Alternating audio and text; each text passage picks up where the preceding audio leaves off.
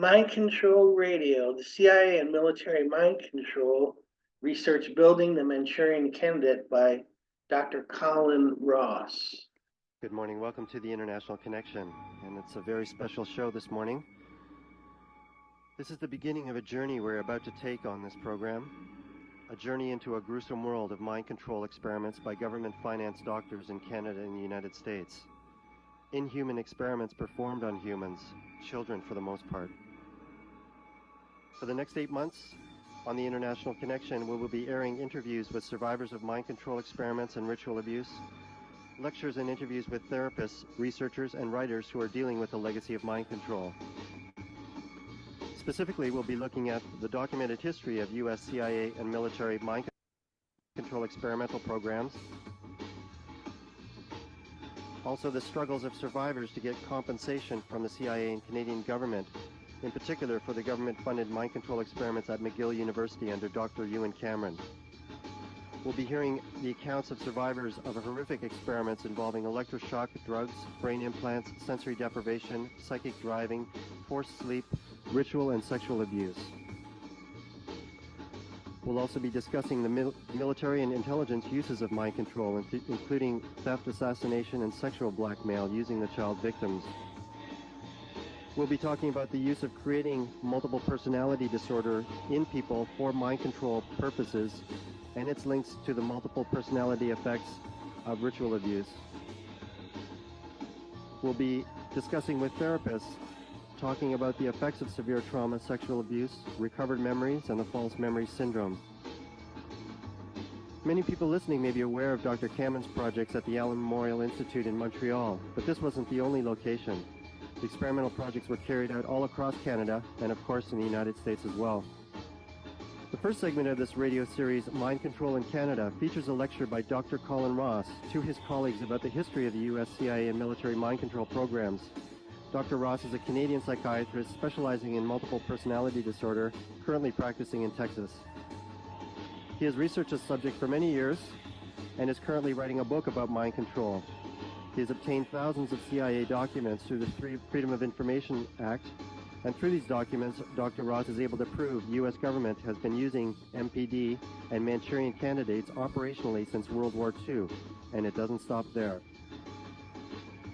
This lecture is part one of a 3 one-hour segment to kick off this radio series, Mind Control in Canada, on 88.1 CKLN.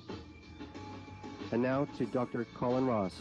So, why am I talking about this, and what is it that I'm going to try and say here? Well, one explanation is nobody has the faintest idea what I'm talking about, and I'm here talking about it because I'm a little wacky. Hopefully by the end of the day that will be the conclusion. However, that is a conclusion that's been unhappily in print in various esteemed locations such as British Journal of Psychiatry, Esquire magazine, Richard Offshe's book, Canadian Broadcasting Corporation film. So it's been a very curious experience to go through this little journey that Kevin just alluded to, which is the same journey as we've all gone through who've heard anything about this from patients. And it starts off back in the remote past in 1981-85 when I'm a resident.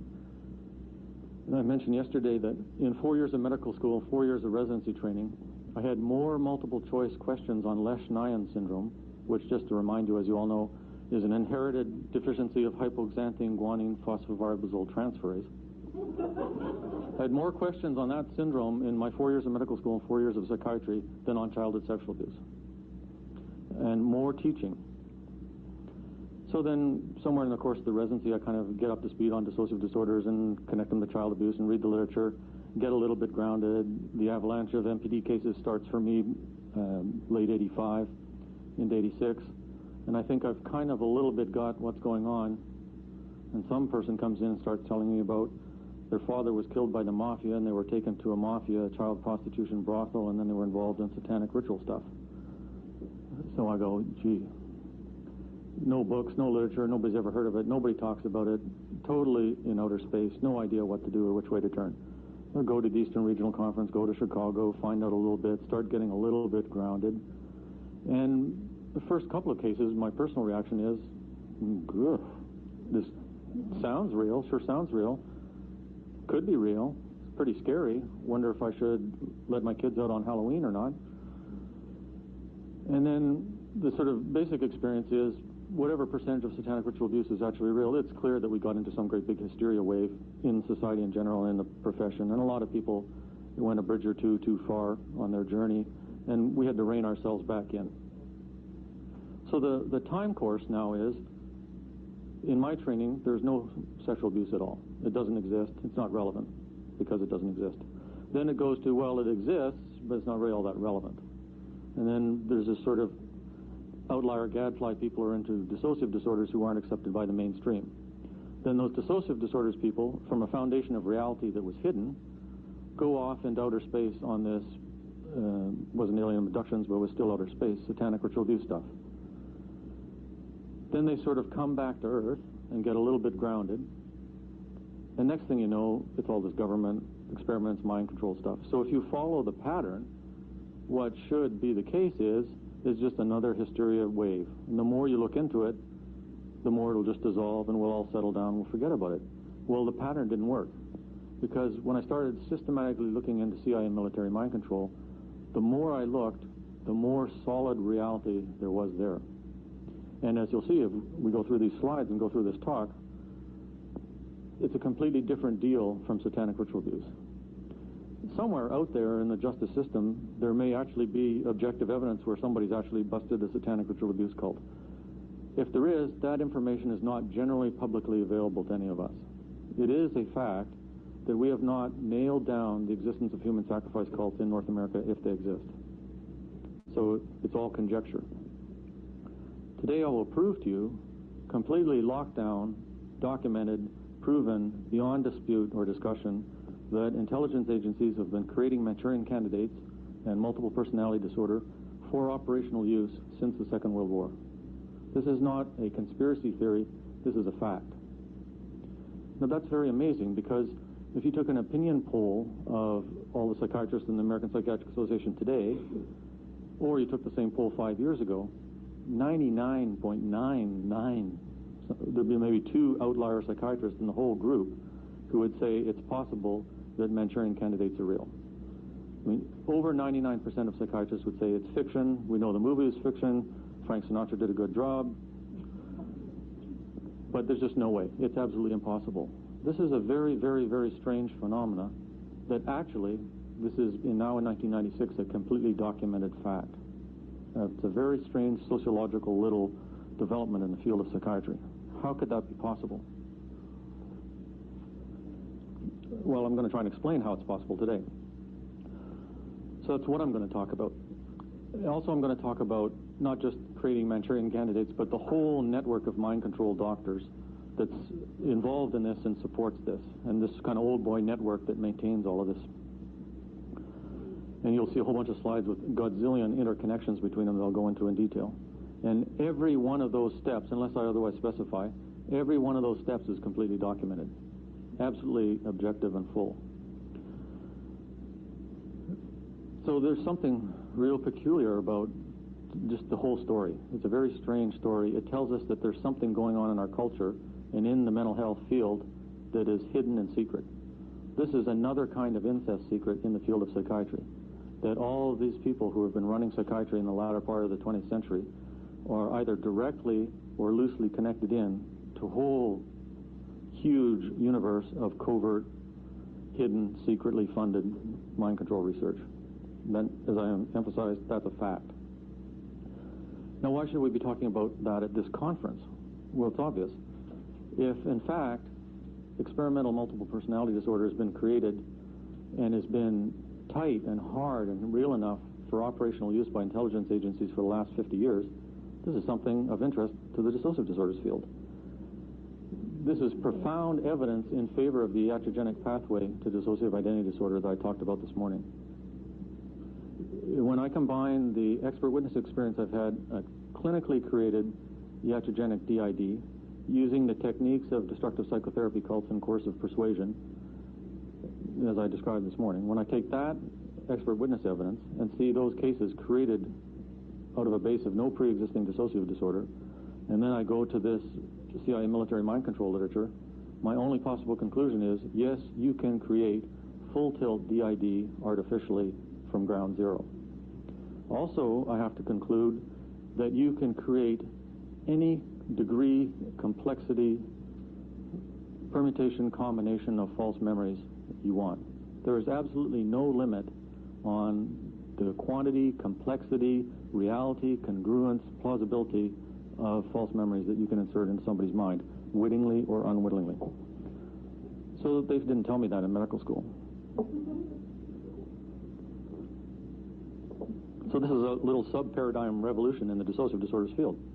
There's a huge wealth of information, experimental information, clinical anecdotal information, and operational street smarts knowledge of dissociative disorders that's been up and running and present full tilt in the mental health field for 50 years now. This did not spring out of nowhere in 1980. And we are missing a ton of experimental research data that's still classified that bears directly on this false memory debate that's going on in our society now. And you'll see some of the players in this whole scenario are interesting people. If we could put the slide projector on. What I'm going to do is run through a few slides now. There's a series of slides now, then we're going to stop and I'm going to read some passages and then we'll go back into the slides. Every slide that I will show you is in your handout packet, so you don't have to take notes on that information.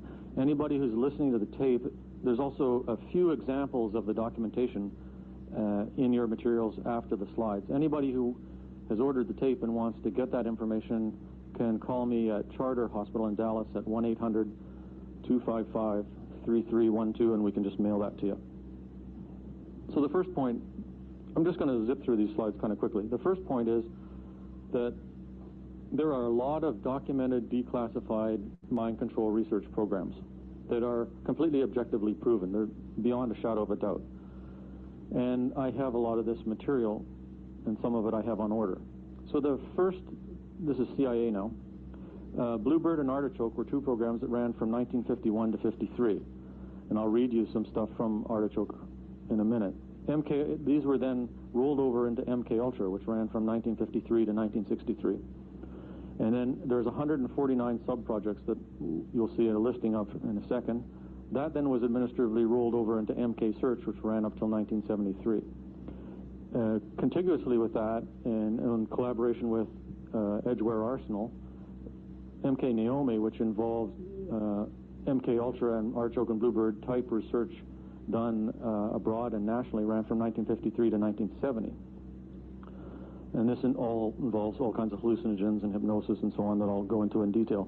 Stargate is just recently declassified ESP paranormal, remote viewing, military uses of telekinesis type research that was done from an uncertain start date up until 1984. Bill Gates, former director of the CIA, on ABC's Dateline in December 95, said that it ran up till 1984. They had one of the academic contractors to Stargate on the show, and they had the man whose job was CIA oversight of military experimentation under Stargate. So this really went on. They really used psychics operationally, and they believed in enough to keep spending millions of dollars on it for several decades probably. Now, when you read all the Senate materials from the 70s and read all the existing literature, the claim of the intelligence community is that all of this mind control research stopped in 1973 due to Senate oversight and so on. One of the MK Ultra sub-projects is on the paranormal, ESP, and using ESP for covert operations purposes. That element of MK Ultra didn't stop in 1973. We now know from the CIA itself that it ran on until 1984. So we know for a fact that at least that element of this mind control research program that was said to have stopped in 73 continued to 84. And my position is that it's simply implausible that this stuff isn't ongoing up to the present. You'll see from this list, Project Chatter, Project Often, Darby Hat, Third Chance, Chickwit, MK Delta, and QK Hilltop, that there was a large number of different programs in the 50s, 60s, and 70s, all of which have just a little tidbit of information about them. Most of the actual documents and so on, nobody's either reviewed and nobody's obtained through the Freedom of Information Act yet. So this is a huge amount of, as yet, still classified information. Okay, now I'm just going to give you kind of a a smattering run-through of the institutions that were sites for MKUltra research. So MKUltra, there was 149 different sub-projects in MKUltra. And these were not in obscure little corners of the world. See, there's American Psychological Association. This is Butler Hospital and Health Center as part of Harvard. Children's International Summit Villages is a very charming place. This was a project involving a study of children at an international summer camp, age 11, and the study was to determine how children who don't share a common language communicate. And in the CIA materials, it states that the investigator was unwitting of the fact that it was CIA funding, and the purpose of the CIA interest in these 11-year-olds was that they might possibly identify promising young foreign nationals for future use by the agency. Columbia University, Cornell, Denver, Emory, Florida, George Washington, Harvard. Let's just give you a feel for who's involved in this stuff. Houston, Illinois, Indiana universities, Johns Hopkins, Eli Lilly was the big supplier of LSD to the CIA. Those of you who can remember the 60s, remember The House of the Rising Sun by the British rock group The Animals? They had a song called A Girl Named Sandoz. Sandoz was the employer of Hoffman, who discovered LSD in the 1940s. Sandoz was the original supplier of LSD to the CIA and the military in the 1950s. And they wanted to secure American supply, so they contracted with Eli Lilly to become the developer. University of Minnesota, New Jersey Reformatory of Bordentown, you're going to see a bunch of times on subsequent slides. Ohio, University of Pennsylvania, Penn State, Princeton, Stanford, a couple of universities in Texas, Wisconsin, the Bureau of Narcotics, a prison, a narcotics farm. So these contracts, McGill, NIH, NIMH, National Philosophical Society, everybody gets in on the act a little, NRC. So these were all of the major players in North American psychiatry and psychology who were receiving this kind of funding. Office of Naval Research, which is you're going to see multiple times on the slide, Worcester Foundation for Experimental Biology, all kinds of different agencies and groups. MK Search is the one that MKUltra was rolled into, ran from 63 to 73, again, Bureau of Narcotics. New Jersey Neuropsychiatric, which was also an MKUltra site, and I'll talk about more detail. Vacaville State Prison, you're going to hear a whole bunch about. Now, Bluebird and Artichoke, which were 51 to 53, institutions there include Bureau of Narcotics, Cornell, Eli Lilly again, NIH, Public Health Service, University of Minnesota. So you get the idea. Now, what about the proven identity of some of the actual contractors? The terminology here is we've got the contractor, then we've got the subproject number, and I have most of these I actually have the subcontract files.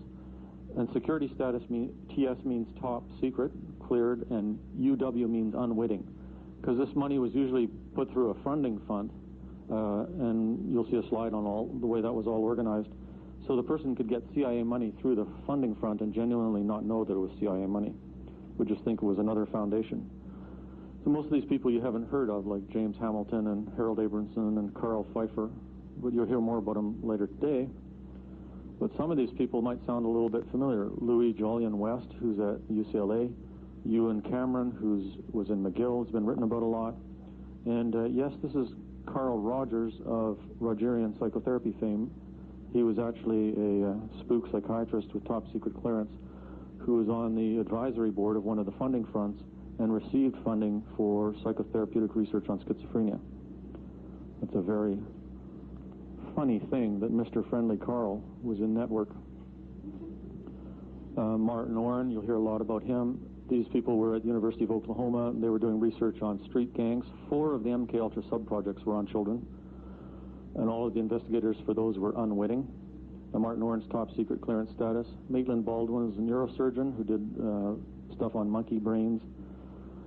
George White was a CIA career officer who constructed safe houses in San Francisco and New York where people were recruited in off the street to have sex with prostitutes and were given LSD and other drugs without their knowing it. The rationale for this is that they're attempting to study reaction of unwitting subjects in civilian settings to mind control drugs. An alternative hypothesis is that they were actually testing Manchurian candidate prostitute performance.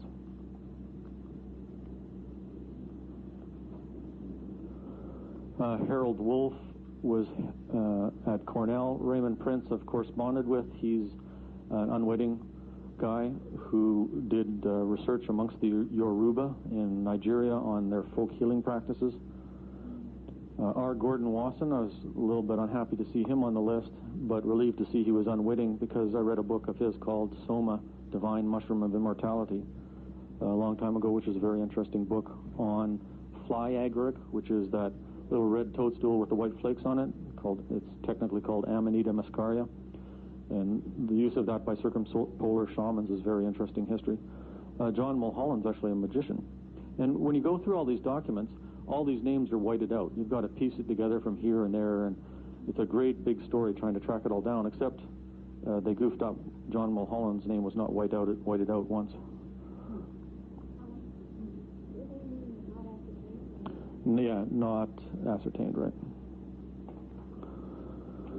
When you get a file on one of these sub-projects, there's usually a page in there that has standardized wording about no individuals associated with this project are witting, or so-and-so whose name is whited out has top secret clearance and is aware of agency involvement. There's somebody you've probably heard of. His name is B.F. Skinner. I'm still doing some of the archival research to figure out what his sub-project number is and what his security status is. But I would suspect it'll turn out to be top secret. Okay, now just before we get to that slide, I'm going to read you some material, some of which is in your handout. As you can see, these slides are going to show you an awful lot of connections between an awful lot of different things here. But you get the gist of there was a lot of sub-projects, a lot of different investigators all over mainstream academia. Now I'm going to jump to proving to you that multiple personality disorder has been created by the CIA and the military since the Second World War. And the first stop-off point is at the back of your series of handouts there. It's a publication called Science Digest, April 1971. The author is G.H. Estabrooks, E-S-T-A-B-R-O-O-K-S, and the article is called Hypnosis Comes of Age. So when you go to page 48 is on there. I'm going to read this out loud for benefit of people listening to the tape. He's now writing in 1971, and he says the following: one of the most fascinating but dangerous applications of hypnosis is its use in military intelligence. This is a field with which I'm familiar through formulating guidelines for the techniques used by the United States in 2 world wars. For those of you who are not history buffs, that means at least back to 1914. Communication in war is always a headache. Codes can be broken. A professional spy may or may not stay bought. Your own man may have unquestionable loyalty, but his judgment is always open to question. The hypnotic courier, on the other hand, provides a unique solution. I was involved in preparing many subjects for this work during World War II. One successful case involved an Army Service Corps captain whom we'll call George Smith. Captain Smith had undergone months of training. He was an excellent subject, but not realize it. I had removed from him, by post-hypnotic suggestion, all recollection of ever having been hypnotized. First, I had the Service Corps call the captain to Washington and tell him they needed a report on the mechanical equipment of Division X, headquartered in Tokyo. Smith was ordered to leave by jet next morning, pick up the report, and return at once. These orders were given him in the waking state. Consciously, that was all he knew, and it was the story he gave his wife and friends. Then I put him under deep hypnosis and gave him orally a vital message to be delivered directly on his arrival in Japan to a certain colonel. Let's say his name was Brown, of military intelligence. Outside of myself, Colonel Brown was the only person who could hypnotize Captain Smith. This is locking. I performed it by, I've had patients talk to me about locking. I performed it by saying to the hypnotized captain, until further orders from me, only Colonel Brown and I can hypnotize you. You will use a signal phrase, the moon is clear. Whenever you hear this phrase from Brown or myself, you will pass instantly into deep hypnosis. When Captain Smith is reawakened, he had no conscious memory of what happened in trance. All that he was aware of was that he must head for Tokyo to pick up a division report. On arrival there, Smith reported to Brown, who hypnotized him with the signal phrase. Under hypnosis, Smith delivered my message and received one to bring back. Awakened, he was given the division report and returned home by jet. There I hypnotized him once more with the signal phrase, and he spieled off Brown's answer that had been dutifully tucked away in his unconscious mind. The system is virtually foolproof. As exemplified by this case, the information literally was locked in Smith's unconscious for retrieval by the only two people who knew the combination. The subject had no conscious memory of what happened, so couldn't spill the beans. No one else could hypnotize him, even if they might know the signal phrase. Not all applications of hypnotism to military intelligence are as tidy as that. Perhaps now here he makes a scholarly mistake, because he's talking about Morton Prince's The Dissociation of a Personality, and he refers to the book The Three Faces of Eve. Perhaps you have read The Three Faces of Eve. The book was based on a case reported in 1905 by Dr. Morton Prince of Massachusetts General Hospital and Harvard. He startled everyone in the field by announcing that he had cured a woman named Beecham of a split personality problem. Using post-hypnotic suggestions to submerge an incompatible childlike facet of the patient, he'd been able to make two other sides of Mrs. Beecham compatible and lump them together in a single cohesive personality. Clinical hypnotists throughout the world jumped on the multiple personality bandwagon as a fascinating frontier. By the 1920s, not only had they learned to apply post-hypnotic suggestion to deal with this weird problem, but also had learned how to split certain complex individuals, very interesting phrase, into multiple personalities like Jekyll Hydes. The potential for military intelligence has been nightmarish. During World War II, I worked this technique with a vulnerable Marine lieutenant I'll call Jones. Under the watchful eye of Marine intelligence, I split his personality into Jones A and Jones B. Jones A, once a normal working Marine, became entirely different. He talked communist doctrine in minute. He was welcomed enthusiastically by communist cells, was deliberately given a dishonorable discharge by the Corps, that's called sheep dipping, is a technical term for that, which was in on the plot, and became a card-carrying party member. The Joker was Jones B, the second personality, formerly apparent in the conscious Marine. Under hypnosis, this Jones had been carefully coached by suggestion. Jones B was the deeper personality, knew all the thoughts of Jones A, was a loyal American, and was imprinted to say nothing during conscious phases. All I had to do was hypnotize the whole man, get in touch with Jones B, the loyal American, and I had a pipeline straight into the communist camp. It worked beautifully for months with this subject, but the technique backfired. While there was no way for an enemy to expose Jones's dual personality, they suspected it and played the same trick on us later. Okay, so now the only question becomes is Estabrook some sort of kook?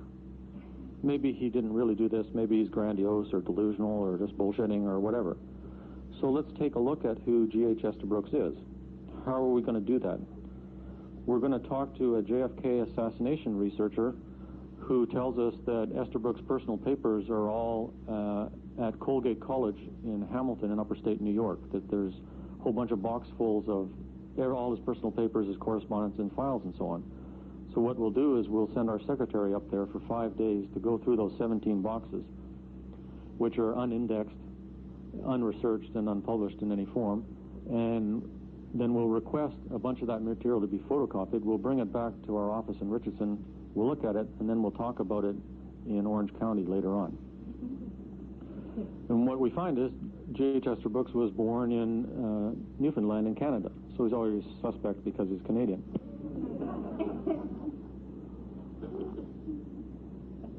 He's not really too dumb. He's a Rhodes Scholar. He ends up studying, I'm pretty sure, under Gardner Murphy at Harvard, takes a PhD, and spends really his entire adult professional career at this obscure Colgate College in upstate New York. So is he just an isolated kook, or is he connected in any way? Well, as I'm going through all this military mind control research in the library, I'm aware that Martin Orne, who we'll get to in a while, is one of the people I really want to focus in on. And I notice in one of Martin Orne's papers that he's referenced G.H. Estabrook's 1943 textbook, which I've read, where he describes creating Manchurian candidates for the military. So I know that Martin Orne's aware of G.H. Estabrook's claim to have created multiple personality disorder. Can I establish any better connection than that? Well, lo and behold, I find out that G.H. Estabrook edited a book to which Martin Orne contributed a chapter. Okay, so now Martin Orne is totally connected into the whole picture, as you'll see later. But if you go to a couple of pages ahead of that material I just read, you'll see a letter from G.H. Estabrook dated August 22nd, 1961. Dear Martin, I am sending to thee a special delivery, one halo, pure gold, one pair of wings which you can try on for size, and a credit card for use in the hereafter. Your article is, of course, excellent. Upon receipt of your letter, I immediately called Middendorf, and he informed me before I could even broach the subject that they would, of course, grant your request for reprints. Someday I'm going to have myself examined and find out why I do not consider these matters before I embarrass my friends. By the way, I'll be at the APA meetings Friday and Saturday, September 1st and 2nd. Then I'll have to whip back here and head south. If at all possible, I will be up at the Biltmore. If you and Ron, which is Ron Shore, are anywhere in the vicinity, let us sit down and yak at each other. I'm not overlooking the fact that our meeting at Cambridge with yourself and Ron sort of crystallized an idea in my mind. I had a wonderful month's vacation in Canada, Toronto, Ottawa, Quebec City, Murray Bay, St. John, New Brunswick, and home. We particularly like the French country. My wife's native language is French, although she speaks Italian, English, and German as well. I find that with her along, the red carpet is literally rolled out, and we see corners of the back country where they would set the dogs on me if I happened to turn up alone. Thank you tremendously. Hope to see you at the APA. My best regards to Ron. So it seems that these guys knew each other. Now, if you turn over to the next page, Colgate University Symposium on Hypnosis, April 1st to 2nd, 1960 in Hamilton, New York. Opening address by G.H. Esterbrook's chairman. Speakers are E.R. Hilgard, author of the Neo-Dissociation book, which is a foundation of the entire field here, member of the DSM-4 Dissociative Disorders Committee. Ron Shore, frequent co-author with Martin Orne. Gorton, I don't know. Seymour Fisher, I've seen his name going through different stuff. Woolberg, I've seen his name around. Behavioral guy, I think. Martin Orne, J.H. Esterbrook. Oh, who's that guy? Oh, Milton Erickson. Yeah, I've heard of him. So this J.H. Esterbrook is not just some isolated kook. He's a pretty connected in, well-known guy, and all the luminaries in hypnosis in this part of the 20th century know him personally, are corresponding with him on a friendly basis, and are coming to workshops he put on and publishing in books he's edited. So much for the isolated kook theory. Well, maybe he just kind of was bragging a bit and he wasn't really connected to the military. Well, bad news. A couple of pages back, you see on stationery of the War Department, Office of the Secretary, Washington, D.C., dated February 20th, 1942, named George H. Esterbrook, nature of action, accepted appointment. Expert consultant to the Secretary of War without other compensation, with the payment of actual transportation expenses and not to exceed $10 per diem in lieu of subsistence and other expenses. So he definitely had military intelligence appointment in the Second World War. Turn over the next page. Now we've got Navy Department Naval Research Laboratory, Washington, D.C. From the Director Naval Research Laboratory to Professor J.H. Esterbrook, via Inspector of Naval Material, Syracuse, New York. Subject information on military uses of hypnosis, semicolon, request for. Enclosed 3 copies of receipt for classified matter and return addressed envelope. 1. The Naval Research Laboratory has received a request for information regarding the possible military uses of hypnosis. This request comes from a naval officer who is primarily interested in hypnosis as a possible facilitator of training, but also wishes to know about any other uses that may have been tested. Members of the psychology branch of this laboratory have discussed the matter informally with several psychologists versed in hypnosis, including Dr. Robert White of Harvard University. Dr. White, which is where Martin Orne did his residency, Dr. White thought that you had done some experimental work on the question during the war and requested that the Naval Research Laboratory communicate with you. If you have done any work along this line, will you please let us know the purpose and results of your investigations? We have been unable to find any mention of such a project in the Washington files of the Armed Services, and so we must trouble you directly for information. Thank you for your consideration of this inquiry. So we know that we've got very secret documents which are not readily available to usual classified military personnel looking through their own filing system. So we know he's not an isolated kook. We know he had a military appointment. We know he's connected into all the major hypnotists. And we know that he's claiming from 1943 through to 1971 to have created Manchurian candidates successfully for operational use in the Second World War. Is there any other correspondence that might bear on the reality of his claims? Well, there's a whole bunch of correspondence back and forth from spanning the 1930s to the 1960s, that is spanning 4 decades, between him and some guy called J. Edgar Hoover. So you'll see on Federal Bureau of Investigation stationery, July 12, 1939, Dear Dr. Esterbrook, permit me to acknowledge receipt of your letters of June 19th and 27th and July 6, 1939. I read with great interest the hypothesis which you put forth concerning the sinking of submarines.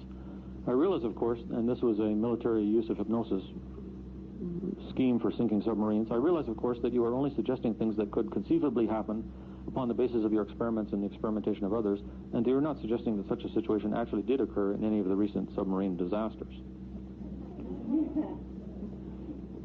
1962. Dear Dr. Estabrooks, your letter of February 27th with enclosures has been received, and it was good of you to advise me of the symposium you have scheduled.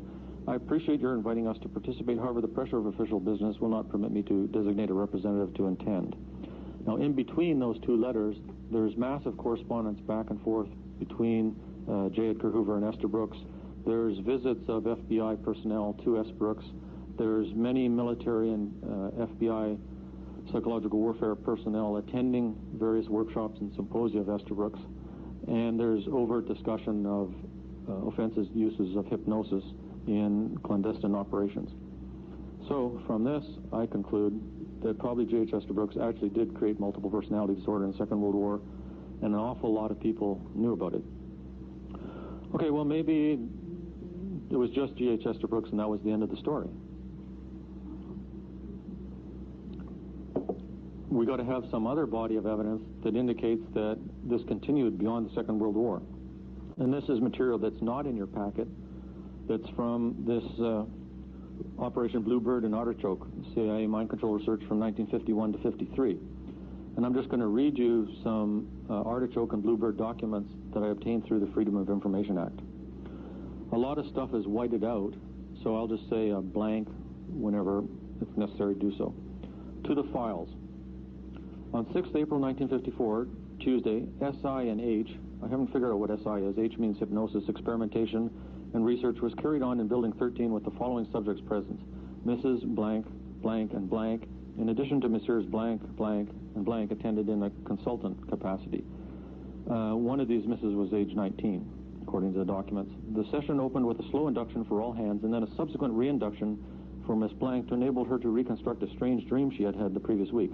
This was successful, although in the wake state she could remember no details. The major experiment of the evening was then conducted as follows. Miss Blank was taken to room 23 under full hypnosis, and she was instructed by the writer that she would find a secret document in or on Mr. X, his desk in the room. She was told that she was to conceal this document next to her person and then return to room 21, operations room, pour herself a drink of water, which she would find on the bookcase, and stretch out on the sofa, face down, and go into a deep sleep. She was instructed she would not awaken under any circumstances. She was told she would only awaken if someone whispered to her a specific code word and would recall nothing except sleeping on the couch. Blank performed the entire test in exact detail as outlined above and had no subsequent memory whatsoever of any of this activity. During the experiment, Blank was taken to the same room by Blank, and she was told that a person, whom she had never seen, had taken a secret document from the agency. She was told that this person or the suspected person had been given a drug and was unconscious on the sofa in room 21. She was told she was to enter the room and find the document, which would probably be on the person on the sofa. She was given specific instructions that she must locate the document. She was told if she found the document to conceal it on her person and return to room 23, sit in the chair and go at once into a deep sleep. She was further told she would have no memory of anything except falling asleep. Blank complied in specific detail and immediately discovered the document in Blank's sweater sleeve. Blank concealed the document on her person, returned to room 23, and at once went into a deep sleep. Subsequently, she was brought back into the operations room, and she and Blank were awakened. The experiment was carried off successfully, particularly by Blank, who had entire amnesia for the work and could not even recall it under hypnosis. Blank, however, was able to remember certain parts, although some of her details seem vague. Okay, here's another separate Artichoke document. 3. Agents might be given cover stories while under hypnosis and not only learn them faultlessly, but believe them. Every detail could be made to sink in. The conviction and apparent sincerity with which an individual will defend a false identity given as post-hypnotic suggestion is almost unbelievable. One's memory for detail under such conditions appears to be boundless. Analogous case number 3. A CIA security office employee was hypnotized and given a false identity. She defended it hotly, denying her true name and rationalizing with conviction the possession of identity cards made out to her real self. Later, having had the false identity erased by suggestion, she was asked if she had ever heard of the name she had been defending as her own 5 minutes before. She thought, shook her head, and said, "That's a pseudo if I ever heard one." Apparently, she had a true amnesia for the entire episode. 4. Hypnosis would permit the recruitment and handling of high-level political action agents, in particular, under ideal control. Convictions could be reinforced, political courses suggested, appointments influenced, and with a really good subject, only the imagination and skill of the handling operator and the inherent limitations of hypnosis as a technique would limit the possibilities. Double agents could both be discovered and used with much higher degree of assurance if hypnotic control sufficient to permit regression were operative. They could be given suggestions which would have the force of true compulsions to tell of approaches made, targets, briefing, true identity, etc. There is also the possibility that such persons could be used under control much stronger than any we now possessed.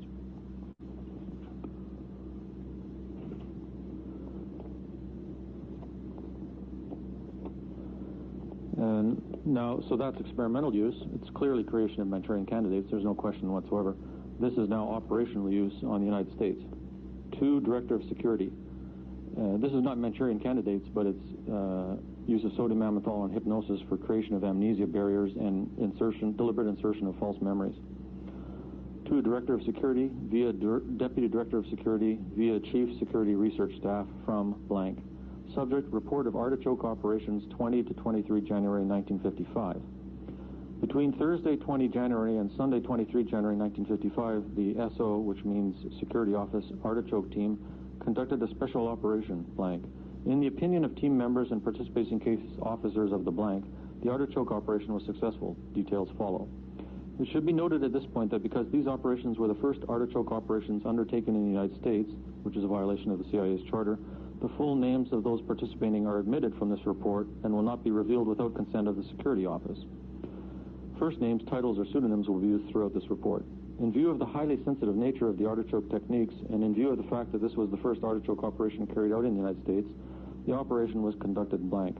This safe house is far removed from surrounding neighbors in a large tract of land and is thoroughly isolated.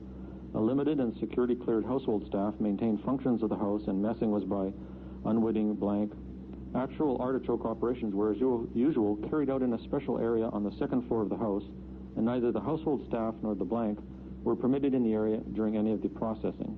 SSD Division furnished 1 security officer during the entire period of the operation to act as special guard and to handle any unusual situations which arose during the operation. This guard is hereinafter referred to as blank in this report. For matter of record, it should be noted that the subject was not a confinement problem and has been at all times fully cooperative. Guard detail was not present in connection with the subject except in a general sense. Technical matters in the case were handled entirely by the TBPSD under the personal supervision of blank. Full tape recordings were made of the entire case, and tapes are to be turned over to the participating division in the immediate future.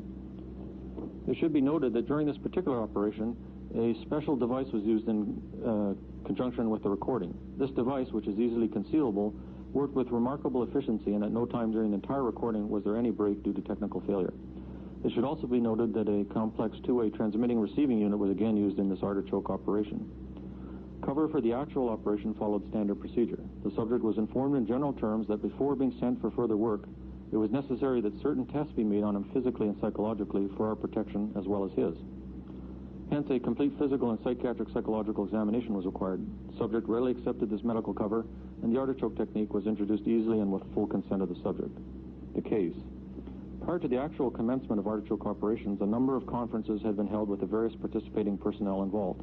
All hands had been briefed and procedures had been worked out. A general time schedule was prepared and operating instructions for artichoke were issued. On the afternoon of 20 January, the subject and case officer blank, they were met blank of the interested division. Under a covert car, subject was taken to the blank, arriving there at approximately 9:30 p.m. Prior to this, that is during the day of Thursday, 20 January, the technical equipment had been checked out and installed, and blank had arrived at the covert area at approximately 8 p.m. for operational purposes. By previous arrangement, the blank was picked up by blank at approximately 9:30 p.m. Blank was brought to the safe house at 10:50 p.m. Shortly after the arrival of blank, a preliminary conference began at approximately 11:10 p.m. with the subject. Interrogation lasted until 12:25, when all except the subject blank left the operations room. Tape recording was cut off at this time. As a result of this interview, blank stated that the subject's mental and physical condition was good, and noted that the pulse, which is actually the blood pressure, at 12:25 p.m. was 120/80. So these guys are not total wizards.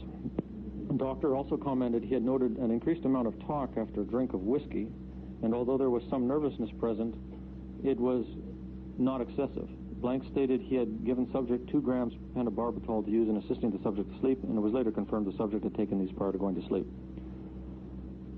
Half paragraph is whited out. Because of this successful penetration, and because of the extremely high quality of information with the subject, which the subject was obtaining, the case is regarded as most sensitive and important by the participating division.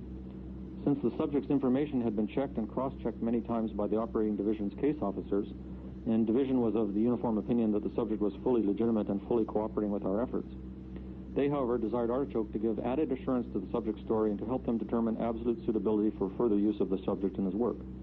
For the record, it should be noted that no polygraph techniques had been applied in this case, since a physical examination in blank by apparently a cleared physician had indicated too much nervousness for successful polygraph testing.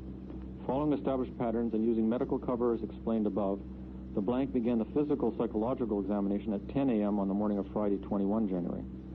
This examination continued until 1 p.m. when an hour was taken for lunch. At 2 p.m., blank again continued the general examination of the subject, with blank being used as before lunch as interpreter. This examination lasted until 3 p.m. when the blank concluded the first medical session and a portable polygraph was taken in by blank for the purpose of polygraph testing. There's a bunch of blanked out stuff. On Saturday, 22nd January 1955, subject had breakfast with blank at 9:35 a.m. Blank arrived at the safe house, and at 9:45 a.m. blank arrived.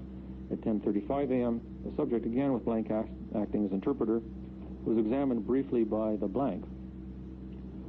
At 10:50 a.m., the blank left the operations area and blank began polygraph testing. This examination lasted until 12:37, by when it was concluded. Then it goes on, I'll skip a little bit, about subject was taken into the special operations room with only the blank present, and at 2:36 p.m., the first intravenous infusion began. Slow injections were continued until 2:46 p.m., when the blank signaled that the subject was fully affected by the chemicals, and at this time, special recording and transmitting equipment was brought into the operations room. Also at this time, blank left the room and blank entered. From this point until approximately 4:15 p.m., when the interrogations ended, artichoke techniques were applied. These techniques, which followed a previously agreed upon plan, were in 3 stages. A, this is now deliberate implantation of false memories. A fantasy which blank results during this phase were good, and the subject had no control. Time approximately 15 to 20 minutes. B, a fantasy in which blank results were again very good. Time approximately 40 to 45 minutes. C, following development of the fantasies as noted above, the subject was more or less directly interrogated by blank, and blank induced in blank. Results only fair, although the subject had little control. Time approximately 15 minutes. Immediately following the conclusion of the artichoke treatments, a general conference was held with all hands present. It was agreed at this time that further artichoke treatments were unnecessary, that results were conclusive, that in view of the subject's importance, additional work with chemicals or with the H technique might possibly antagonize the subject and hence would be unwarranted and unwise. Following the conclusion of the general discussion, all technical apparatus was removed from the premises, and all participating personnel except blank left the area after the blank had checked the subject. On Sunday, 23 January, and between 12 noon and approximately 1:30 p.m., the blank returned to the safe house and again re-examined the physical and mental condition of the subject.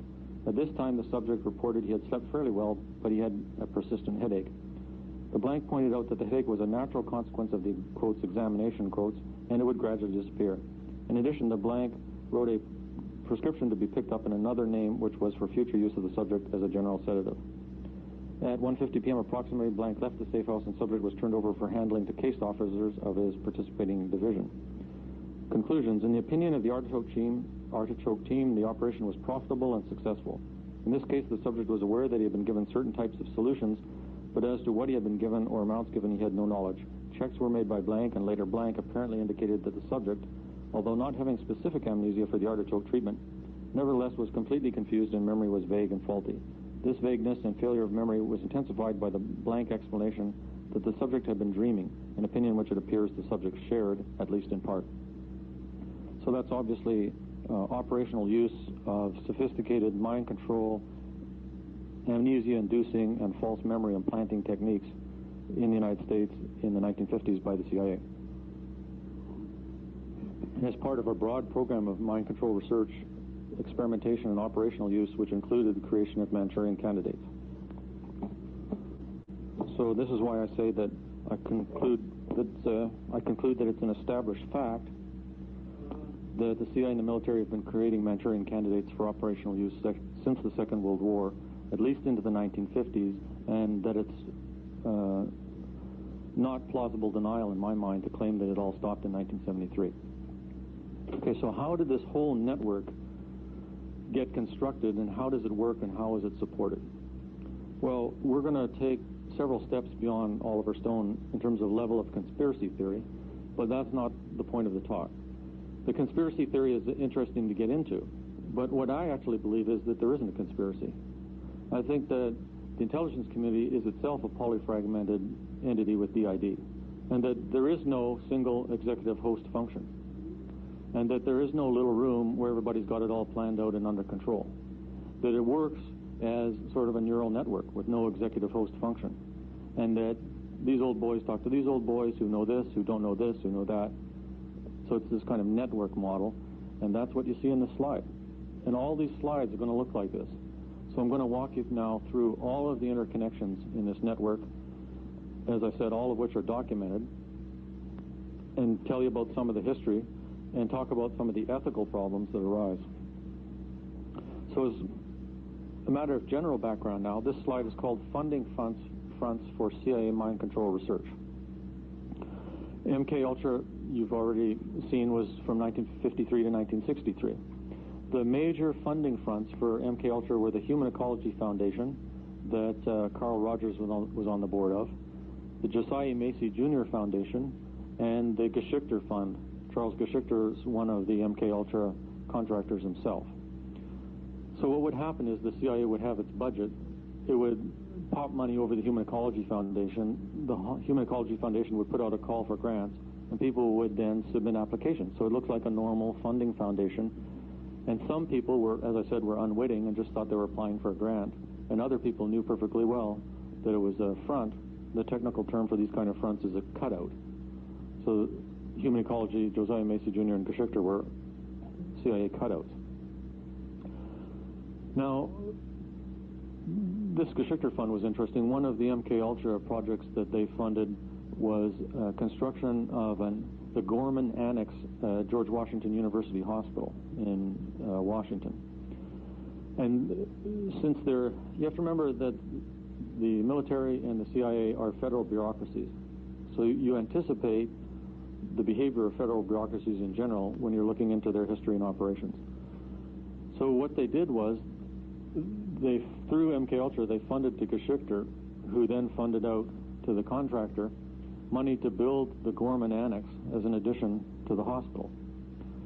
Since this was money coming from a private foundation, it generated matching funds from another sector of the federal government. So the CIA got to double its budget by sucking money out of unwitting civilian areas of the federal purse. What was the Gorman Annex for? It was for mind control chemical experimentation on terminal cancer patients. 3 career officers, CIA biochemists, were employed at the Gorman Annex under full cover. This is not really completely above board and ethical behavior. So Carl Rogers is on the board of the Human Ecology Foundation, is himself an MKUltra contractor, and his specific project, so I've got his MKUltra grant application. I've got him on the board of the Human Ecology Foundation. I've got the description of the project that was funded through MKUltra, and I've got the publication flowing from the project that exactly matches the grant application, and in the published paper, he acknowledges funding by the Human Ecology Foundation. So it's a completely documented closed loop. Okay, Josiah Macy Jr. Foundation. Who is on the board of the Josiah Macy Jr. Foundation? An interesting fellow named Daniel X. Friedman. Daniel X. Friedman was the editor of the Archives of General Psychiatry from 1970 until his death in 1993. The Archives of General Psychiatry is the most referenced psychiatric journal in the world by far. In other words, if you do citation index searches of references of psychiatry papers in published psychiatry papers, that is, it's an indexing of the publications in all the psychiatry journals in the world, the number of references to articles published in the Archives of General Psychiatry is 7 times, if I have the number right, the next psychiatry journal in the world. So this is the #1 great big place to publish. It's very biomedical reductionist, and it's virtually impossible to get a dissociative paper published in there. So these people, like Daniel Friedman, who are in network, are incredibly influential, powerful, controlling people in terms of the history of psychiatry, what gets funded, what gets reviewed, what gets published, who gets appointments, etc., etc., etc. It's all part of a very tight power structure network. Okay, now MK Ultra connects us up to Alan Dulles, which connects us back to human ecology, over to Harold Wolff, and back to Alan Dulles. How does that work? Alan Dulles was the director of the CIA from 1953 to 1961. He's the longest running tenure as DCI, Director of Central Intelligence.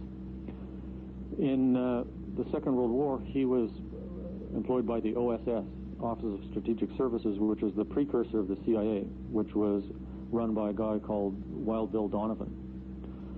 And he was stationed in Switzerland and was heavily involved in, obviously since the enemy was the Germans and the Allies were the Russians, in the war he was supposed to be working with the Russians against the Germans, which he did. However, when you read the history of the OSS in the Second World War, in the last years of the war, the Cold War was already being deliberately planned out and set up by the intelligence agencies. And it was already apparent to the intelligence agencies that things are going to flip, that Germany would become the Allies and the Russians would become the enemies. And there's an awful lot of jockeying about whether the Germans were going to surrender in North Italy before the Russians got to Yugoslavia. And so there's now negotiations with the Germans that if they agreed to surrender early before the Russians got there, then there would be such and such a payoff, which would secure the area for the Allies so that it wouldn't be taken over by the Russians. There's all this jockeying going on, and all this intrigue and communication between the OSS and some of Hitler's generals. The arch-enemy spy master that Alan Dulles was fighting against was Reinhard Gehlen, who was head of German intelligence in the Eastern Front, which means Russia. At the end of the Second World War, Alan Dulles recruited Reinhard Gehlen to become the head of that division of the CIA's operations against Russia. This is a totally established fact. Harold Wolff is a guy who was the head of the Human Ecology Foundation, who was a neurologist at Cornell. When Alan Dulles' son received a head wound in the Korean War, he was brought back to the United States and treated by Harold Wolff. So you start to get a feel of why I call this an old boys network. Okay, let's come down here. We're MK Ultra and we're over at hallucinogens. So there's a lot of MK Ultra sub-projects that had to do with funding LSD and other hallucinogen research. A person who did hallucinogen research and published a lot of hallucinogen research was Daniel Friedman. Hallucinogen research also connects us down to Loretta Bender. So Loretta Bender is a much revered author of the Bender Gestalt. Now look at these three names: Loretta Bender, Paul Hawk, and Ewan Cameron. You'll see that each of these names, wait a minute, we're missing, you imagine what it's like for my secretary trying to make these slides. They're all supposed to connect to the American Journal of Psychiatry obituaries. Ewan Cameron had his obituary in the American Journal of Psychiatry, Paul Hawk had his obituary in the American Journal of Psychiatry, and Loretta Bender had her obituary in the American Journal of Psychiatry. So these are revered people who are being honored posthumously by the flagship journal of the American Psychiatric Association. And it's actually Stella Chess who writes the obituary for Loretta Bender. Very glowing, what a wonderful contributor to child psychiatry, what a pioneer. Well, she forgot to mention in the obituary that in a publication that I have in my Loretta Bender file that I got out of the medical school library, Loretta Bender describes giving 150 micrograms of LSD per day to children aged 7 to 11 years of age for days, weeks, months, and in some cases even years in a row. And this is discussed at a CIA-sponsored symposium on LSD. This would not get through an ethics committee. Loretta Bender describes giving 150 micrograms of LSD per day to children aged 7 to 11 years of age for days, weeks, months, and in some cases even years in a row. And this is discussed at a CIA-sponsored symposium on LSD. This would not get through an ethics committee. Paul Hawk. Anybody ever heard of a disorder called borderline personality disorder? Hawk and Politan, 1949, Psychiatric Quarterly, pseudoneurotic forms of schizophrenia. These people are on the borderline between psychosis and neurosis and schizophrenia. We call it pseudoneurotic schizophrenia because they're on the borderline. It's one of the reasons why the word borderline caught on. Well, he did hallucinogen research in New York for the military and had one unfortunate complication and side effect. He killed Harold Blower, a tennis pro, in 1953 with an injection of Army mescaline. And the family was eventually compensated for that. And he's big time connected into all of the hallucinogen research by the military and the CIA, and is at many different CIA-sponsored conferences. Ewan Cameron, former head of the Quebec Psychiatric Association, the Canadian Psychiatric Association, the American Psychiatric Association, the World Psychiatric Association, in fact, the founder of the World Psychiatric Association, and also one time president of the Society for Biological Psychiatry. As politically connected a guy as ever existed in the entire field of psychiatry in the 20th century, with his obituary in the American Journal of Psychiatry, funded through MKUltra and the Human Ecology Foundation, did LSD and other hallucinogen research funded by Canadian military and the CIA, and was successfully sued. He had already died. The CIA was settled out of court, actually. It wasn't a successful suit technically, with 8 of his patients who had been victims of experimentation that was first funded directly by the CIA through the Human Ecology and then by the Canadian government. When one of his subjects is called, one of his papers published in the American Journal of Psychiatry is on psychic driving. Another is on production of differential amnesia in schizophrenia. I interviewed a woman named Linda McDonald, who's identified in public. This is not a problem with violation of her confidentiality, and I have release from her to talk about her and write about her. She was 25 years old when she went to McGill to be treated for a relatively mild postpartum depression. She turned 26 during her hospitalization from March, which was from sometime in March to early September 1963. During the course of her hospitalization, she received 102 ECT treatments using the Page-Russell technique, in which the button is pushed 6 times for treatment instead of 1. She also received about 80 days of barbiturate and neuroleptic-induced sleep. During the course of the hospitalization, now I don't have just her testimony, I have the actual medical record with all of the nursing notes documenting this and Ewan Cameron's signature in the chart. So this is not rumor or patient distortion. This is the actual medical record, and this is work that's been settled out of court by the CIA.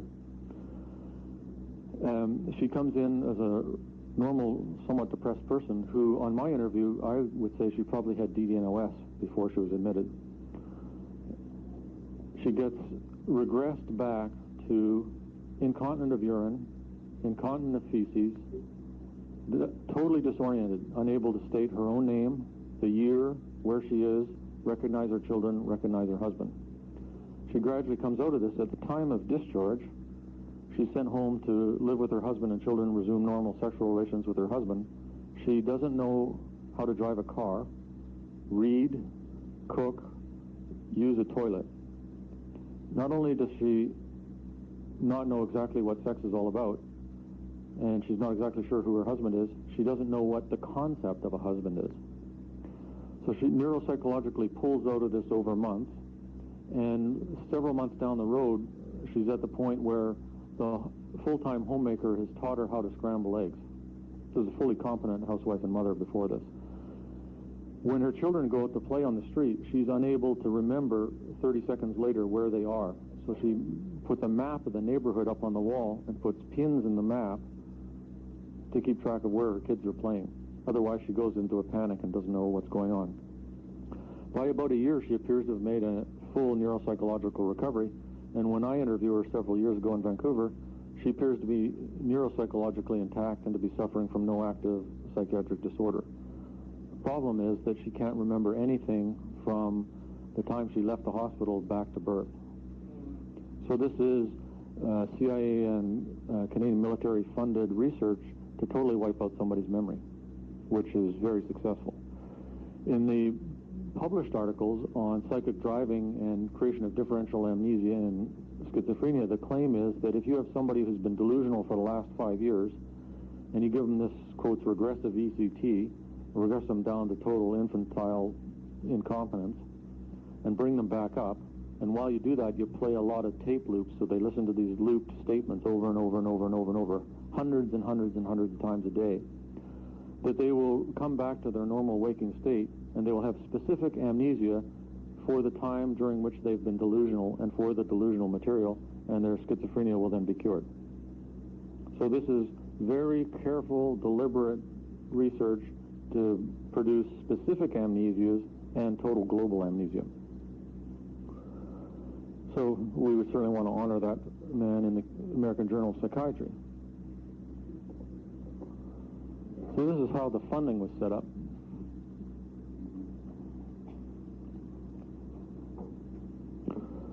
Okay, let's look at the network for both the creation of Manchurian candidates and the denial of the existence of Manchurian candidates. How is that structured? Because you would think it might be logical to have a disinformation program in place. It's a little, I think we can, Nancy, are you going to be the adjuster on the focus again there? A little drift on the focus there. It's always hard to tell from the front. Okay. Now, like any complex system, it's sort of arbitrary where you enter the system. But let's enter at MK Ultra, which we saw is connected to the Bluebird and Artichoke. Both of those are connected to the CIA. The CIA is highly connected to military intelligence, structurally, committee cross-references, and cooperation in many of these documented mind control research projects. Okay, so in the Senate committee hearings in the 1970s about MK Ultra, John Gittinger, who was the head PhD psychologist in MK Ultra, testified that the creation of Manchurian candidates and the movie The Manchurian Candidate, which he referred to in his testimony, were just fiction. That's ridiculous, and that had never been done.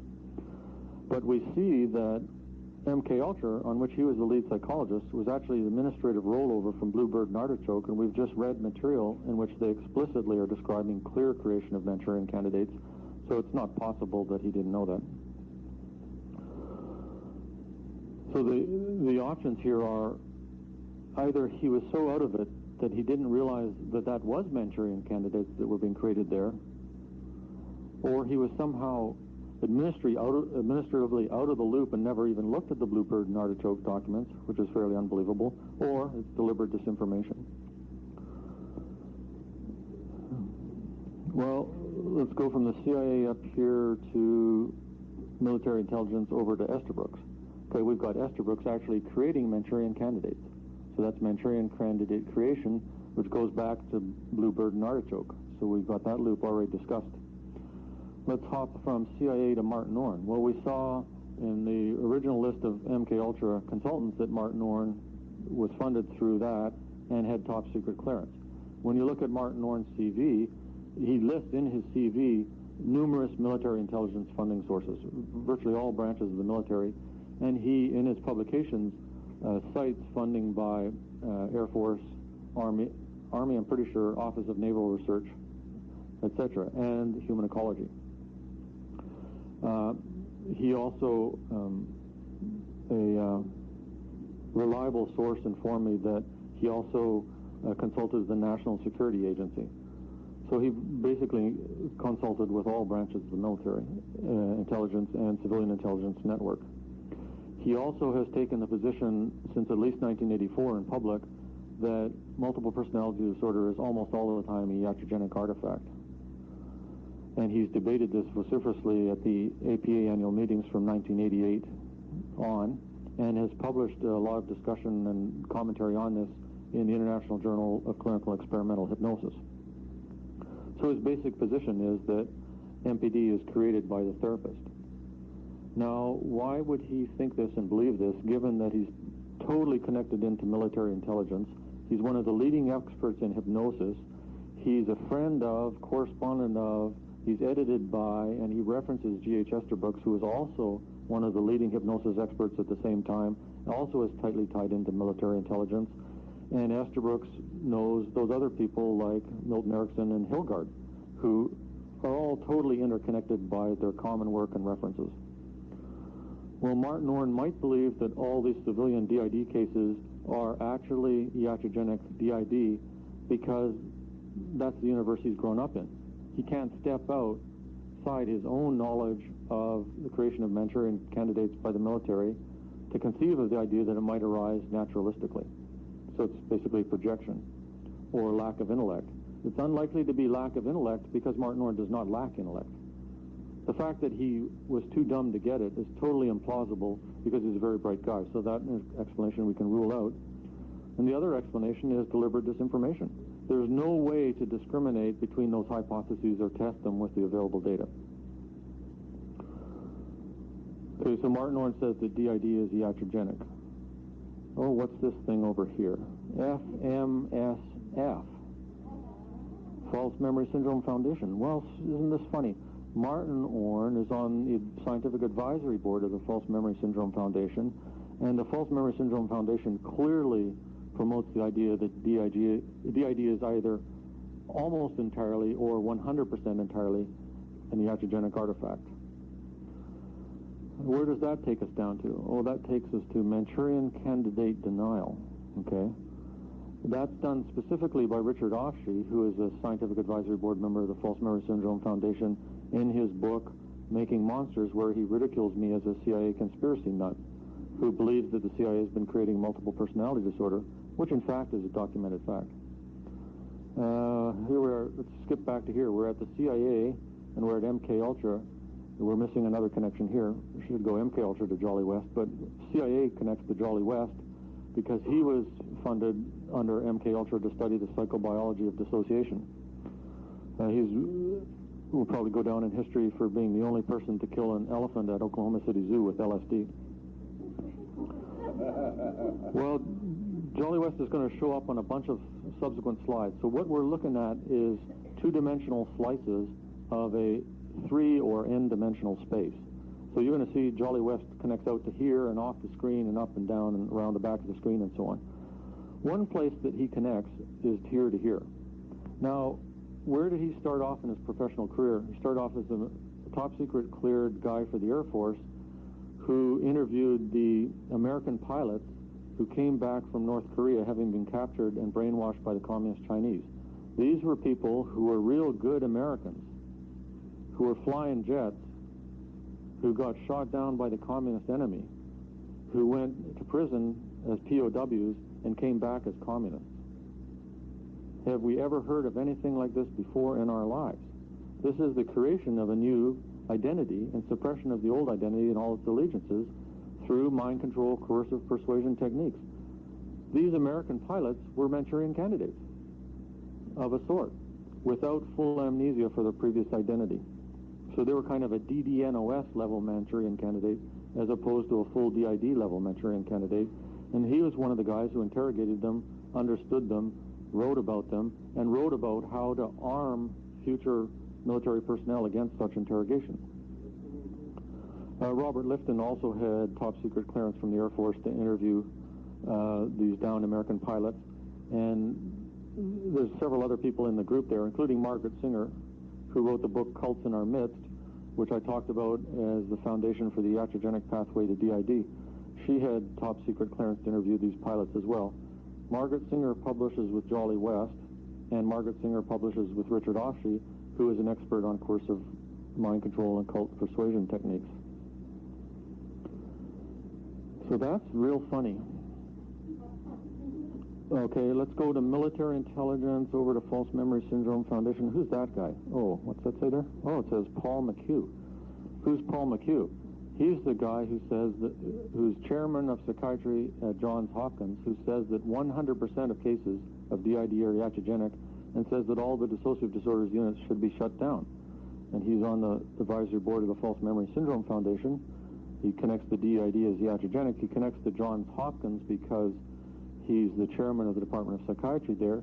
He connects over to Walter Reed Hospital because when he was in the military, he did research at Walter Reed Hospital that's listed in his CV, which is a major site for military intelligence work and is directly connected into the mind control network. Now, why do I have Johns Hopkins connected to MK Ultra? Because a prior chairman of the Department of Psychiatry at Johns Hopkins named James Whitehorn was on the advisory board of the Human Ecology Foundation. They had top secret clearance and was witting that the Human Ecology Foundation was actually a funding front for MKUltra. So one of his immediate predecessors was directly in network with top secret clearance. So again, we have, now the research in his CV, I haven't actually gotten the papers out and read it, that he did in the military doesn't look like mind control research. But then the whole question becomes, what are the hypotheses to account for his behavior? Here we have apparently a relatively bright guy who's head of department in one of the leading medical schools in the world who just doesn't get it. He thinks that all DID is iatrogenic. Is this because he's not smart enough? Doesn't seem to be a plausible explanation. Well, is it because of some sort of peculiarity of his personal experience in his psychology that we don't know about? Maybe. Maybe it's disinformation. No way to know, no way to prove it one way or another. But this is the network for the creation and the denial of Manchurian candidates. It's a very funny little network. Okay, let's take a look, since we're all into False Memory Syndrome Foundation here, let's take a look at the relations between the Cult Awareness Network and the False Memory Syndrome Foundation Scientific Advisory Board. This is going to start taking us out beyond Oliver Stone. Oliver Stone will say, "No, this is too much. I'm not making a movie about this." There's still hope that we could land at the X-Files, though. Okay, so CAN means the Cult Awareness Network, CIA means the Central Intelligence Agency, and FMS means the False Memory Syndrome Foundation. Jolly West is on the board of CAN, and the False Memory Syndrome Foundation is connected to the CIA. Margaret Singer is connected to Jolly West and Richard Offshee. Margaret Singer and Jolly West are on the board of CAN, and Richard Offshee is on the board of FMSF. Jolly West and Margaret Singer worked for Air Force Intelligence, talking to those Korean down pilots who were actually DDNOS level Manchurian candidates. Leo Ryan, we're going to hear a bunch about Jonestown in a minute. Leo Ryan is the congressman who was killed at the airport in Jonestown at the same time as the mass suicide there, which was not actually a suicide. His daughter, Patricia Ryan, is very active in the Cult Awareness Network and recently received the Leo Ryan Award. So Leo Ryan connects to Jonestown. Jonestown connects up to the CIA through that loop because the CAN is interested in destructive cults and coercive persuasion. And I'm going to show you in subsequent slides the connections between Jonestown and the CIA.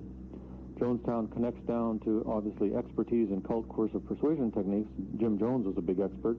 That takes us back up to Jolly West, Margaret Singer, Richard Offshee, Air Force Intelligence, the CIA. So all this thing all interconnects here. So who's this guy, Robert Heath? Well, we're going to see him in a future slide, too. My secretary's actually interviewed him, and I might go down and interview him in person myself at Tulane in New Orleans. He did brain electrode implant research for the CIA, and so he would put brain electrodes in human brains for non-therapeutic purposes, and then he would pour in psilocybin, mescaline, LSD, and other chemicals to see what would go tingle-tingle in the electrodes. And I'll tell you more about that. So he's funded by the CIA and the military. In one of his papers, one of his subjects, he thanks Harold Leaf for referring in one of his brain electrode implant research subjects. Harold Leaf is on the advisory board of the False Memory Syndrome Foundation and, in fact, was personal psychiatrist to the Fried family.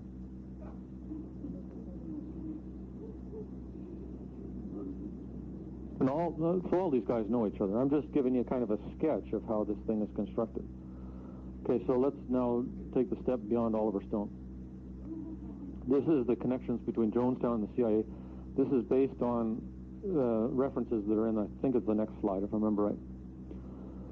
Okay, the center here is we're talking about the CIA with its interest in mind control. Now, according to this book, which is entitled Was Jonestown a CIA Medical Experiment by Michael Myers, according to him, Jonestown was a CIA medical experiment. It was a mind control research site. So that seems preposterous and impossible to believe. What data and circumstantial evidence add up to that conclusion? Well, we know that Leo Ryan was connected to the CIA. How do we know that? Well, let's take a look over here in our package.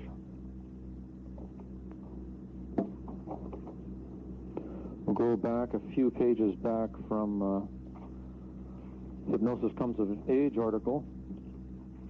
And here we have a letter from the Deputy Director of the Central Intelligence Agency dated 18th October 1978.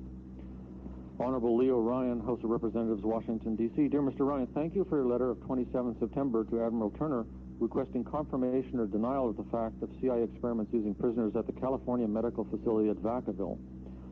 MK Search Site Principal Investigator James Hamilton.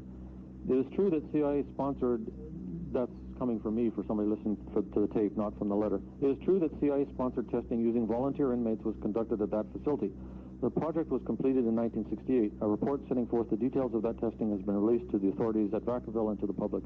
It is enclosed for your information and review. Your letter,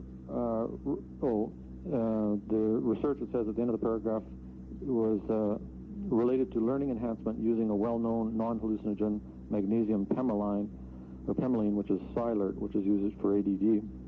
Your letter referred to Donald DeFries, known as Sank, and Clifford Jefferson, both of whom were inmates at Vacaville. Insofar as our reports reflect the names of the participants, there is nothing to indicate that either was in any way involved in the project. You may wish to contact the authorities at Vacaville for further information.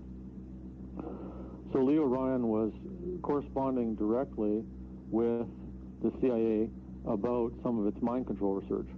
He was also the father of pending legislation by which all CIA covert operations would be subject to direct congressional oversight from a budgetary point of view. I haven't got Charles Manson connected in. You got to go a long way out there to get all these connections. Is Charles Manson in Vacaville? Oh, I didn't know that's where he was. Okay, well, I'm going to tell you a bunch about Vacaville, so it's not surprising that he's at Vacaville. So Leo Ryan is really pestering the CIA to get all their covert operations under direct funding oversight and budgetary control of Congress. He is bugging the CIA about their mind control research. He's found out that Donald DeFries was at Vacaville at the same time as it was a research site. We've seen in other documentation that that's MK Search and the investigators James Hamilton, who had top secret clearance. Also, Leo Ryan was involved in Jonestown because he was killed at the airport. Well, that's very funny. How does Leo Ryan connect down to Patty Hearst? Patty Hearst was captured by the Symbionese Liberation Army, which was headed by Donald DeFries, whose code name was Sank. She was found guilty. She was actually a Manchurian candidate, a DDNOS level Manchurian candidate, who was captured. If you don't remember the story, she's the son of William Randolph Hearst, who ran the San Francisco Chronicle, that was running a whole lot of very critical articles about the People's Temple, Jim Jones's cult, while it was still in Ukiah. His daughter, Patty Hearst, was a college student who was captured by the Symbionese Liberation Army at gunpoint with submachine guns, kept locked in a closet for 42 days, and subjected to very systematic coercive persuasion, brainwashing, and mind control techniques until she adopted a new identity named Tanya and lost all of her emotional connectedness to her prior life and her parents. Participated in the robbery of a bank and was found guilty. The Free Patty Hearst movement was headed by Leo Ryan. He was very active in getting clemency for her from the president. Okay, so Patty Hearst, how does she connect to Donald DeFries? Well, he captured her. How does Donald DeFries connect to Vacaville? Well, he was at Vacaville as a prisoner. What is Vacaville? Well, let's hop over here to Jolly West. That'll help us to figure out. Oh, yeah, Jolly West. Well, he was the expert witness in the trial for Patty Hearst. Who were the expert witnesses called to explain to the jury that Patty Hearst was, in fact, the victim of coercive persuasion, mind control, and brainwashing? Patty Hearst, Margaret Singer, Patty Hearst was the defendant, Jolly West, Margaret Singer, Robert Lifton, and Martin Orne. So what did Jolly West have to do with Vacaville? Well, Jolly West was head of the UCLA Violence Project, which was approved by Ronald Reagan when he was governor of California, and then shut down by public protest. It was spearheaded by a number of people, including some people very interested in CIA military mind control history, have written books about it.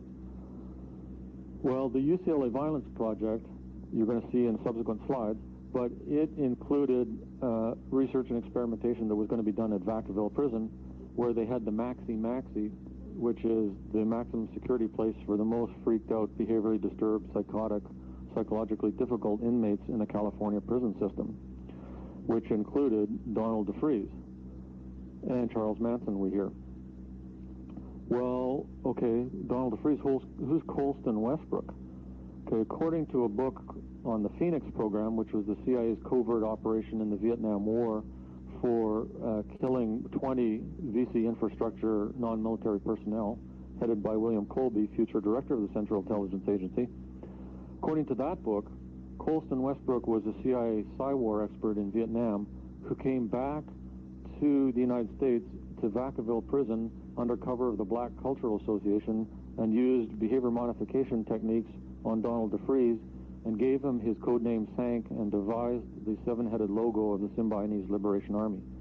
Subsequent to this coercive persuasion work done on Donald DeFreeze by this Psy-war expert employed by the CIA in Vietnam, Donald DeFreeze was transferred to another location in the jail from which he very easily escaped the next day, only to go capture Patty Hearst and use very systematic and sophisticated mind control techniques on her, despite the fact that he was a functionally illiterate black person off the streets. And then two paperbacks, which are published by Avon Books, both of which are owned by the Hearst Corporation. Douglas Valentine, 1990, The Phoenix Program, New York, Avon Books, and the specific reference is page 337. Patty Hearst, 1982, the title of the book is Patty Hearst, Her Own Story, New York, Avon Books, pages 133 and 134. Now, the person who was going to ask the question as soon as we started, oh, here she's coming in, I think. No, so we're going to get into Jonestown now, but did you have a question that you wanted to ask just before the break? Oh, Mark Lane. Oh, Mark Lane, yeah. About the political affiliations that you come down about these various and I think I don't know too much about that. I mean, the political connections are myriad and tend to be... Right. The actors are either the far left or the far right. I agree with that. Okay, this is from this book, was Jonestown, a CIA medical experiment. This is some general background now. Okay, there's this guy, James Franck, who won the 1925 Nobel Prize in Physics, who came over to be part of the Manhattan Project, which created the atomic bomb. And that's a sort of precursor of the paperclip project, which we'll get to in future slides. He recruited Lawrence Layton into the Manhattan Project. So that's the connection between these people. Now we're going to go to this Layton family. This Hugo Philipp and Anita Lee Halbut married in Germany in 1914, and they moved to the United States. They had these two daughters, Eva and Lisa.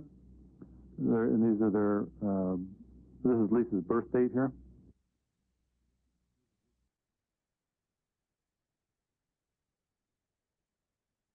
Lisa is this person. Eva doesn't really figure into the story. Lisa worked for the CIA at Berkeley. The author of this book was Jonestown, a CIA medical experiment, got all this information from the public record by just piecing it together, bit by bit by bit by bit. And the documentation in the references is pretty solid and convincing.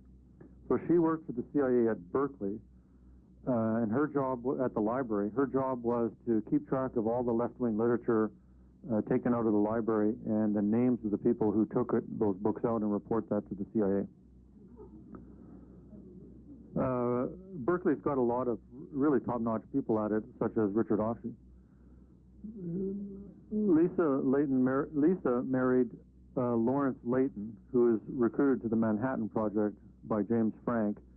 He later worked at Dugway Proving Ground, where radiation experiments were done, including release of radioactivity for wind dispersal over civilian populations. He was an expert in dispersal of biological and chemical weapons. And that Dugway Proving Ground was also one of the sites where Army LSD research was conducted. So this couple had 4 children.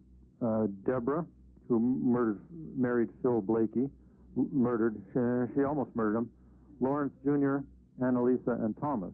And these two are not so involved in the picture. Lawrence Jr. was on site at the People's Temple. Lisa was on site at the People's Temple in Jonestown in British Guiana. And Deborah was on site there. and she was the chief financial officer for the People's Temple operation. She left Jonestown shortly before the mass suicide and went back to the Georgetown, the capital of British Guiana, accompanied by the CIA chief of station for Georgetown.